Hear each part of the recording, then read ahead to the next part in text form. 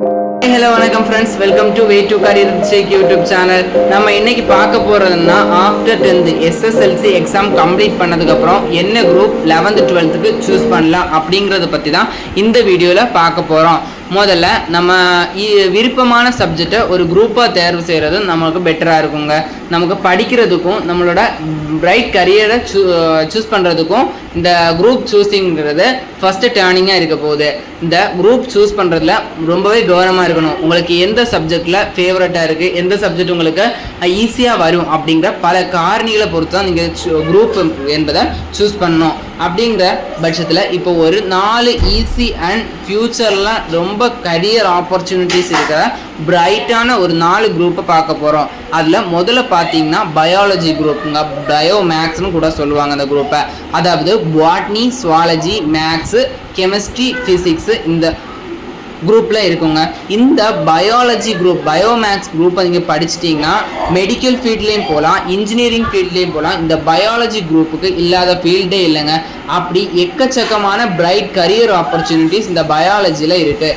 இது எப்படி நல்ல ஒரு உங்களால் மேக்ஸும் கான்சன்ட்ரேட் பண்ண முடியும், அதே வேளையில் சயின்ஸும் கான்சன்ட்ரேட் பண்ண முடியும், பயாலஜி கான்சன்ட்ரேட் பண்ண முடியும் அப்படிங்கிற பட்சத்தில் மட்டும்தான் நீங்கள் இந்த குரூப்பை சூஸ் பண்ணணும். மற்ற பட்சத்தில் எனக்கு மேக்ஸும் சயின்ஸும் ஒரே நேரத்தில் கான்சன்ட்ரேட் பண்ண முடியாது அப்படிங்கிற ஸ்டூடெண்ட்ஸ் இந்த குரூப்பை அவாய்ட் பண்ணுறது பெட்டர். நெக்ஸ்ட் பார்த்தீங்கன்னா சயின்ஸ், பியூர் சயின்ஸ்னு சொல்லுவாங்க. இந்த குரூப்பை பொறுத்தவரை பாட்னி, சுவாலஜி, ஃபிசிக்ஸ், கெமிஸ்ட்ரி ஆகிய 4 சப்ஜெக்ட் இந்த குரூப்பில் இருக்குதுங்க. இந்த குரூப் பொறுத்த வரைக்கும் மெடிக்கல் ஃபீல்டில் மட்டும் ஃபோக்கஸாக இருக்கிற ஸ்டூடெண்ட்ஸுக்கு இந்த குரூப் ரொம்பவே ஹெல்ப்ஃபுல்லாக இருக்குங்க.